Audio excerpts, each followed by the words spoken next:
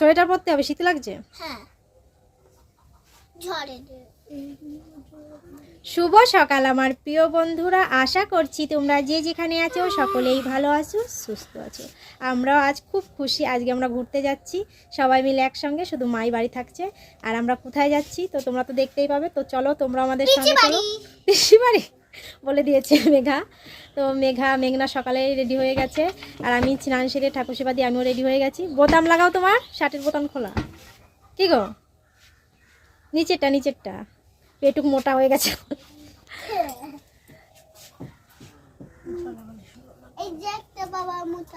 চলো চলো, কালকে যেতে চেয়েছিলাম তো কালকে আর যাওয়া হয়নি। তো আজকে ভাবছিলাম সকাল সকালে বেরোবো, সকাল বেরোতে এখন 7:30 বেজে গেছে।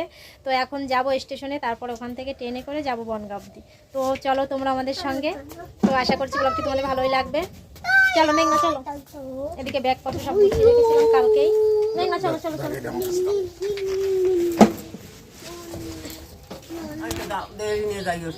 আসছি, সাবধানে থেকো।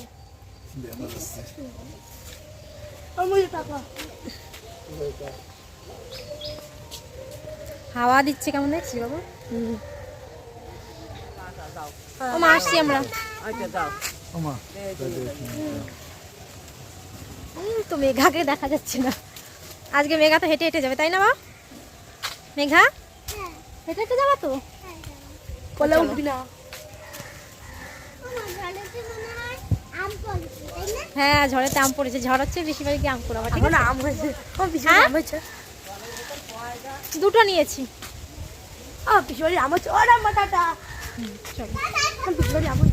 হ্যাঁ হয়েছে। খুব জোরছে হাওয়া দিচ্ছে, বৃষ্টি হবে আজকে মনে হয়। শীত শীত পড়ছে বলো। বৃষ্টি হলে হবে, আজকে তো বৃষ্টি হওয়ার কথা আছে।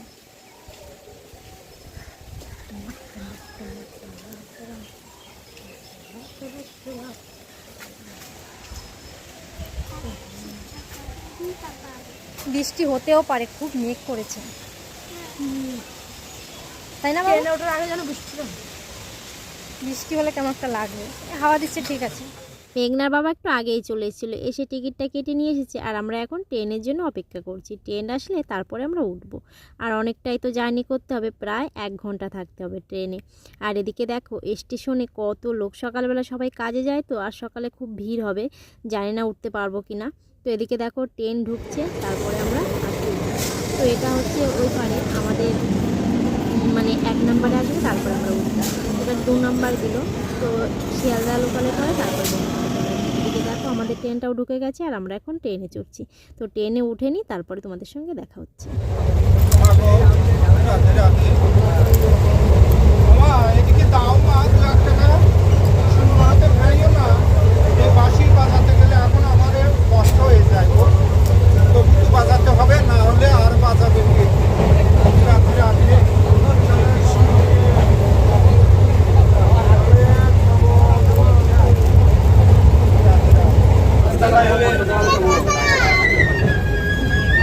সকালবেলা তো কিছুই খেয়ে আসিনি। তো মেঘা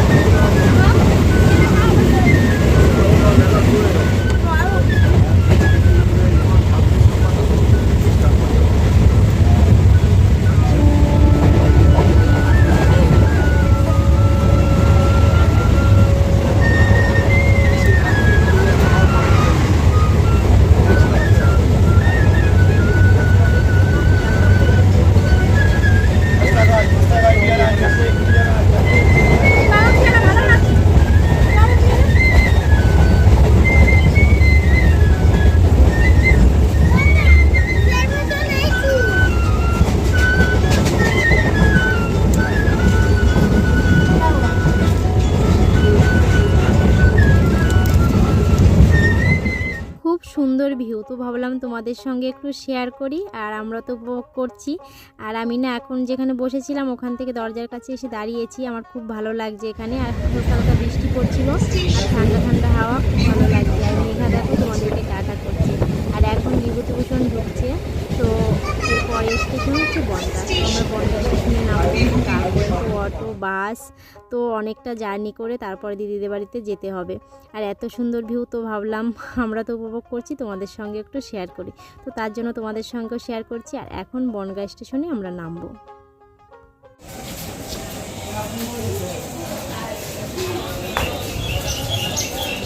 দাঁড়াও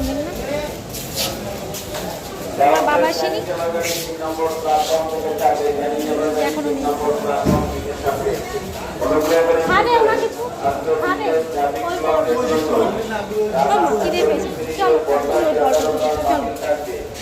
এবং 9:15 মিনিটে বনগাঁ শিয়ালদা লোকাল থাকবে। তাই যাওয়ার বনগাঁ রানাঘাট।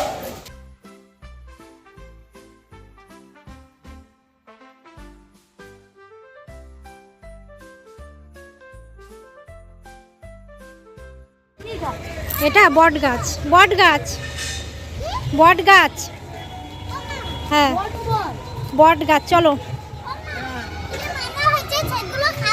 না, ওগুলো খায় না, চলো।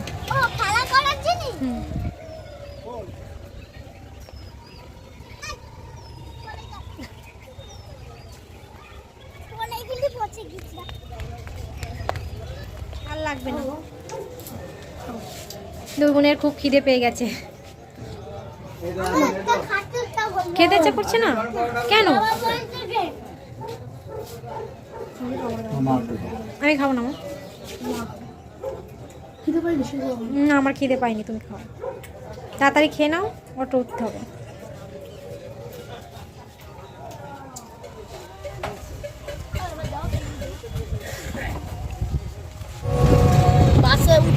ট্রেন থেকে নেমেছি আর বৃষ্টি ফিস করে পড়েই যাচ্ছে, বৃষ্টি বেশি জোরে পড়ছে না এখনো। এরপরে আবার বাসে উঠতে হবে। নাকি ঘুম পাচ্ছে, অনেকটা জার্নি করে তারপরে দিদিদের বাড়ি যেতে হয়। তো প্রথমে তো বেরিয়েছি কটায়, 7টায় বাড়ি থেকে বেরিয়েছি। তো এখন কটা, 9টা বাজতে যায়। আর স্টেশনে একটু দেরি হলো, মেঘনার খিদে পেয়েছিল, খেলো। তারপর আমি যাই, তারপরে আবার বাড়ি যাও। অটো থেকে নেমে আবার টোটো করে তারপরে বাস স্টেশনে এলাম, তারপরে বাস ধরেছি। আর খুবই ক্লান্ত লাগছিল, তার জন্য শ্যুটগুলো আর নেওয়া হয়নি। আর এদিকে মেঘা কিন্তু ঘুমিয়ে পড়েছে। আর আমরা কিন্তু ভবানীপুরের কাছাকাছি চলে এসেছি, এখন বাস থেকে নামবো। বাস থেকে নেমে গেছি। আর এখান থেকে অটো করেও যাওয়া যায়, বেশি দূর না, তো হেঁটেই যাব। বেশ ভালো লাগছে এখানে পরিবেশটা, ওই জন্য হেঁটে হেঁটেই যাবো। হ্যাঁ, আমাদের বাড়ি থেকে স্টেশন যত দূর তত দূর, বেশি দূর না। আর মেঘার ঘুমও ভেঙে গেছে। মেঘা তো বাছের ভিতর বড় একটা লম্বা ঘুম দিল। এই বর্ষার সময় না খাল ভর্তি জল থাকে, বেশ ভালো লাগে দেখতে। স্নান করে যখন বেশি জল হয় তখন, একটুও জল নেই, দেখেছো? হ্যাঁ, ওই দেখো ওই ঘাটগুলাতে না, ওর ভিতর কেউ স্নান করে না। এখন করে না, কিন্তু বর্ষার সময় করে। কখন জল হয় জানো? বর্ষার সময় জল হবে। এখন তো বর্ষাকাল না, এই বর্ষাকাল চলে এসছে। আর প্রায় একটু জল নেই, খাল একদম নদীর মতো। এখন জল নেই তাই বোঝা যাচ্ছে। তোমার হ্যাপি বার্থডে, আর প্রায় চলে এসছে তোমার হ্যাপি বার্থডে।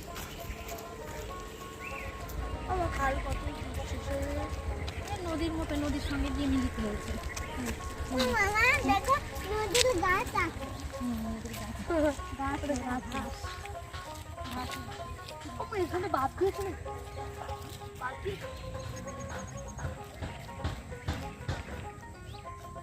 খুব ক্লান্ত লাগছে,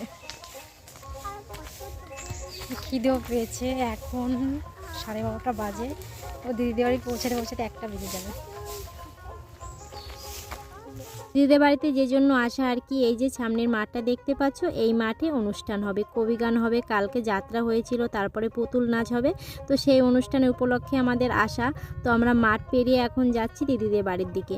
তো অর্ধেকটা রাস্তা মানে পেরিয়ে এসেছি, আর অর্ধেকটা গেলেই দিদিদের বাড়ি।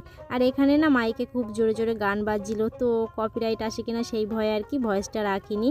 তো আমরা এখন যাচ্ছি, আর এখান থেকে যেতে এখনও 20 মিনিটের মতো লাগবে। তো দেখো আমরা দিদিদের বাড়ির রাস্তায় বাসায় ঢুকে পড়েছি। তো দিদিদের বাড়ি যে দেখা যাচ্ছে একটা টিনের ঘর, ওটা দিদিদের ঘর। ওই ঘরটায় দিদিরা আগে থাকতো, এখন আর থাকে না। তো ভাগনা তো বাইরে থাকে কাজের সূত্রে, আর দিদি একা একা বাড়িতে থাকে। আর 2 ভাগ্নির তো বিয়ে হয়ে গেছে।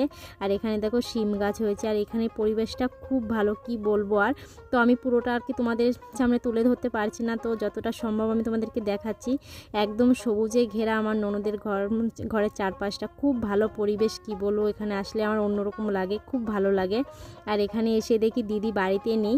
তো ফোনটা দিদি বাড়িতে রেখে গেছে, তো বারবার ফোন করছি কিন্তু ফোনটাও তুলছে না। তো মেঘনা বাবাকে আমি বললাম দেখো আশেপাশে কোনো বাড়িতে গেছে কিনা ডেকে আনতে। তো মেঘনা মেঘা ঘরে একটা দরজা খোলা ছিল, তো ওরা ঘরের ভিতর গেছে। আর দিদিকে ডাকতে যাবে মেঘনার বাবা এখন। তো খুব ক্লান্ত লাগছে, এখন ফ্রেশ ট্রেশ হয়ে খাওয়া দাওয়া করে তারপরে একবারে তোমাদের সঙ্গে দেখা হচ্ছে। তো দিদি আসুক আগে বাড়ি। আসার পরে খাওয়া দাওয়া করলাম, কারণ সকালে তো না খেয়ে বেরিয়েছিলাম আমরা। আর মেঘা খেলতে চলে গেছে, ওই পাশে ওর একটা বন্ধু আছে, তো আসলেই ওর সঙ্গে আর কি খেলাধুলো করে। আর দিদি কটা মাছ কাটছে, দিদিকেও বললাম যে আমাদের সঙ্গে খেয়ে নাও। তো দিদি খাওয়া দাওয়ার পর মাছ কাটতে গেছে। আর এদিকে মেঘনায় যে আম মাখা করেছে, ওর পিসিদের বাড়িতে অনেক আম গাছ, তো সেই ছোটো ছোটো গুটি কুড়িয়ে রেখেছিল, সেগুলো আর কি কেটে মাখা করেছে। আর মেঘনা বাবা একটু শুয়েছে। আর বিকালে ওখানে আবার রান্নাবান্না আছে, দিদি যাবে। রাত্রেবেলা কবি গান হবে, মানে সন্ধ্যা থেকে শুরু হবে, তো আমরা ওখানে যাব। তো বেশ ভালো লাগছে এখানে এসে। তো ভাবছি এখন একটু বিশ্রাম করব। আর আসার সময় না দাও শোনো, খুব জোরে জোরে গান বাজছিল, ওই জন্য আর ভয়েসটা রাখতে পারিনি। আর এখন একটু মানে গানটা বন্ধ করেছে, এখন সবাই আর কি রান্নাবান্নার জন্য সবজিপাতি কাটবে, অনেক লোকজন খাবে আর কি, সম্মেলন হবে তো এখানে, তো ওই জন্য আর কি এসেছি। আর এখানে আসার পরে খুব ভালো লাগছে। তো আবার দেখা হচ্ছে তোমাদের সঙ্গে সেই সন্ধ্যাবেলা। আর মেঘা তো বাড়িতে নেই, এসেই খেলতে চলে গেছে। তো চলো এখন একটু বিশ্রাম করে নিই, তারপরে আবার সন্ধ্যাবেলা তোমাদের সঙ্গে দেখা হচ্ছে। আমাদের আসতে আসতে তো 1টা বেজে গেছিলো। আসার পরে খাওয়া দাওয়া করে তারপরে একটু বিশ্রাম করলাম। আর তারপরে এখন দেখো রেডি হয়ে গেছি, আবার এখন যাচ্ছি যেখানে অনুষ্ঠান হচ্ছে ওইখানে। আর সন্ধ্যাবেলা কবিগান হওয়ার কথা আছে, তো ওখানে যাব, কবিগান হচ্ছে সেটা শুনবো। আর তারপরে কালকে অনেক অনুষ্ঠান হবে। আর দিদি তো গেছিলো ওখানে সবজি টবজি কাটতে, তো উনি কেটে দিয়ে চলে এসেছে, আমাকে নিতে এসেছে, মানে 2বার আসা হয়ে গেছে বাড়িতে, ওখানে যাচ্ছে আসছে আর কি। আর মেঘনার বাবা একটু আগে গেছে আর কি, ঘুম থেকে উঠে। মেঘাকেও নিয়ে গেছিলো, কিন্তু মেঘা চলে এসছে, ওর বাবা এগিয়ে দিয়ে গেছে। আর এখন মেঘনা, আমি, মেঘা, দিদি যাব সবাই। তো চলো তোমাদের সঙ্গেও শেয়ার করবো ওখানে কী কী হচ্ছে না হচ্ছে। আর বাইরে না খুব জোরে জোরে গান বাজছে, তো ওই জন্য ভয়েসটা রাখতে পারবো না, কপিরাইটের একটা ব্যাপার আছে। তো চলো যাওয়া যাক। আর বাইরে মেঘনাও রেডি হয়েছে, দিকে 2 বোনই রেডি হয়ে গেছে, আর দিদিও রেডি হয়ে গেছে। তো আমরা এখন যাচ্ছি ওইখানে কবিগান শুনতে, যেই মাঠটা তোমাদেরকে আসার সময় দেখালাম ওই মাঠে কবিগান হবে, তো ওখানেই যাচ্ছি। আর রাত্রে তো রান্নাবান্নার কোনো চাপ নেই, কারণ দুপুরবেলায় দিদি রান্না করেছিল, সেটা আমরা এসে খেয়েছি। আর যা ভাত আছে তো ওগুলো আর কি পান্তা হবে, কারণ রাত্রে তো খাওয়া দাওয়া ওখানেই হবে, ওখানে খাওয়া দাওয়ার ব্যবস্থা করা হয়েছে। তো রাত্রে আর রান্নাবান্না নেই কিছু। আর এদিকে দেখো মেঘা নাচ করছে, ওখানে গান বাজছে, তো সে গানে বাজনার তালে তালে নাচ করছে। তো চলো যাওয়া যাক ওখানে। শীত লাগছে, ভালোই ঠান্ডা পড়েছে। আর বৃষ্টি হয়েছিল তো দুপুরবেলার দিকে, আমরা যখন ট্রেন থেকে নেমেছি তখনই 2-1 ফোঁটা পড়েছিল, তো ওই জন্য আর কি মানে ওয়েদারটা মানে ঠান্ডা ঠান্ডা বৃষ্টির জন্য। তো চলো একবারে ওখানে গিয়েই তারপর তোমাদের সঙ্গে দেখা হচ্ছে। হ্যাঁ আসো, ফুল ছিল না, ফুল ছিল না, আনেন না। এই পাশে ঠাকুরের মন্দির করেছে, আর ওই পাশে কবিগানের আসর করেছে। তো এখনও কেউ এসে পারিনি, অল্প কয়জন এসেছে। হ্যাঁ বসবো, হ্যাঁ বসছি। আর ওই যে আমার ননদ ওখানে গিয়ে বসেছে, তুমি বসবে না? আর এখানে আসার পরেই মেঘনার বাবার সঙ্গে দেখা হয়ে গেছে, আর মেঘা কোলে উঠে পড়েছে।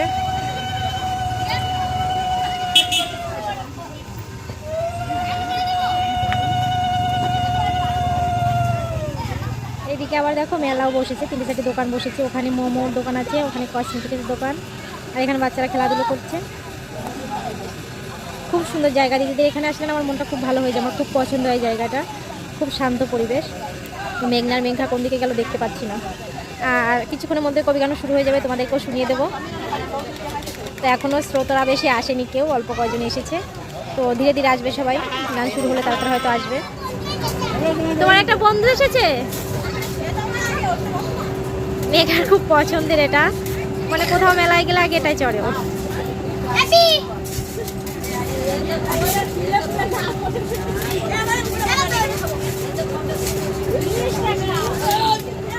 গ্রামে এগুলো চলে, হ্যাঁ 20 30।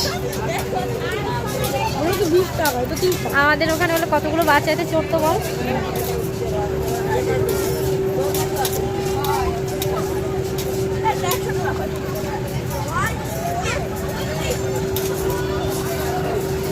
এখনো গান শুরু হয়নি, তো ভাবলাম দেখি মেঘা কি করছে।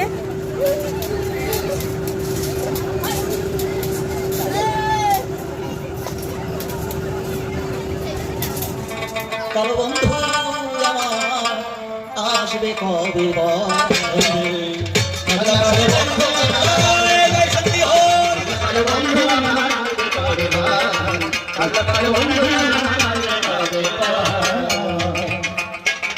যৌবন জ্বালা ভীষণ জ্বালা সোহানো না যায়, যৌবন জ্বালা ভীষণ জ্বালা সোহানো না যায়। গুরু চাঁদে করিলাম স্মরণ, গোলক তারক মহানন্দ যুগাও মরে পূর্ণানন্দ, হরিনাম করো হিরামন। অগ্রেবন্দী কমলে এসে যাহার গুণ করে নিয়ে আসে যে বেদে করতে নারে, স্মরণ নিলে যাহার পায় ব্যথা বিঘ্ন দূরে যায়, বারে বারে প্রণাম করি তারে। বন্দী পিতা মাতার চরণে যে পদে হয় বিপদ হরণ, ভব সিন্ধু তরণের একমাত্রই উপায়, যে পদ ভজিলে পরে আপদ হরে বিপদ হরে, জীবগণে ধ্রুব মুখ্য পায়। আসলে যত পুরুষ নারী আর যত বৈষ্ণবেরই আমার প্রণাম গ্রহণ করিবেন সবাই। গুরুদেব মোর শিশির সরকার, এ কথাও বলা দরকার। হে গুরুদেব, আজ তুমি আমার কথা নিও, তুমি থাকো যে দেশে, এই অধম বিক্রমকে ভালোবেসে তার হৃদ আকাশে বসে বসে তোমার কথা তুমি কয়ে দিও। দাদু গুরু প্রভাত সরকার যে ধরেছে এই জীবনের ভাগ, তাহার কৃপা ধরে আল দাঁড়াইছে সবার পরে, তার কৃপা বলে দাঁড়াইয়ে এই মহিতলে কবি কীর্তন করি আমি আসরে আসরে। তাই তাহারও চরণ যুগলে আমি প্রণাম করি নত শিরে। হে দাদু, তুমি আমার কথা নিও, বসে বসে তোমার কথা তুমি প্রকাশ করে দিও। তাই এইভাবে বলতে গেলে অনেক সময় যাবে চলে, তাই তো চিন্তা করলেন দিলে মনে শিক্ষার আর প্রয়োজন নাই। এবার কবি কাব্যের সূত্র ধরে দাঁড়াইয়ে সবার পরে দেখাবো যার যার বড়াই। তাই আপনাদের আছে জানা, স্বনামে কখনো কবি গান হয় না, একটা কাল্পনিক নাম করতে হয় ধারণ। তাই আমি কাল্পনিক একটা নাম ধরে দাঁড়াইয়ে সবার পরে করিব কবি কীর্তন। অনেকক্ষণই বসে বসে কবি গান শুনছিলাম, আর এখন তো প্রায় 10:30 মতো বাজে, তো খাওয়া দাওয়া করে বাড়ির দিকে যেতে হবে। আর সেই ভোরবেলা বাড়ি থেকে বেরিয়েছি না, খুব ক্লান্ত লাগছে, অনেকটা জার্নি করেছি। তো দিদি বলছে ঠিক আছে তোরা খাওয়া দাওয়া করে বাড়ির দিকে যা, আমি একটু পরে যাব, যেহেতু ওনাদের পাড়ার অনুষ্ঠান, ওনার তো থাকতেই হবে। তো আমরা এখন খাওয়া দাওয়া করে বাড়ির দিকে যাব, দিদি একটু পরে যাবে। তো দেখো এখানে খেতে দিচ্ছি, এখানে খাওয়া দাওয়া করে তারপর বাড়ি গিয়ে দেখা হচ্ছে। এখন বাজে 11:30, আর এখন বাড়ি আসলাম। কবি গান কিন্তু এখনও শেষ হয়নি, জানি না সারা রাত হবে কিনা। তো দিদি ওখানে আছে, এখনো খাওয়া দাওয়া করছে, দিদি এতক্ষণ সবাইকে খেতে দিচ্ছিল, আর আমরা তো প্রথম দিকে খেয়ে নিয়েছি। তো ওখানে খুব সুন্দর খাওয়া দাওয়া দিচ্ছে আর কি। তো সবার জন্য রান্নাবান্না হয়েছে, বাড়ি থেকে যারা আসছে তারাও খাওয়া দাওয়া করছে ওখানে। আর খুব ভালো লেগেছে, মানে রান্নাটাও খুব ভালো হয়েছিল, সয়াবিন আলুর তরকারি আর মুগ ডাল। তো আমরাও খেয়ে আসলাম ওখান থেকে, খাওয়া দাওয়া করে একটু গান শুনলাম। আর পুরো গানটা তো তোমাদের সঙ্গে শেয়ার করতে পারলাম না, কারণ অতক্ষণ মানে ভিডিও করলে তাহলে তো কি আর বলবো, অনেকটা বড় হয়ে যেত, তো সেই জন্য আর করিনি। যাই হোক, বাড়ি চলে এসেছি, ঘুম পাচ্ছে, আর ভোরবেলা ঘুম থেকে উঠেই তো বাড়ি থেকে আসা হয়েছে। তো দুপুরবেলা বিশ্রাম নিয়েছিলাম ঠিক, কিন্তু ঘুম আর হয়নি। মেঘনা বাবা একটু শুয়েছিল। যাই হোক, এখন খুব ক্লান্ত লাগছে, এখন একটু মানে সকাল সকাল করে শুয়ে পড়বো ভাবছি। 11:30 বাজে, শুতে শুতে 12টা বেজে যাবে, দিদি আসেনি এখনও। তো যাই হোক আমার প্রিয় বন্ধুরা, আজকের ব্লগটি এই পর্যন্ত। তোমরা যে যেখানে থাকো সকলেই ভালো থেকো, সুস্থ থেকো, দেখা হবে পরবর্তী ব্লগে। টাটা।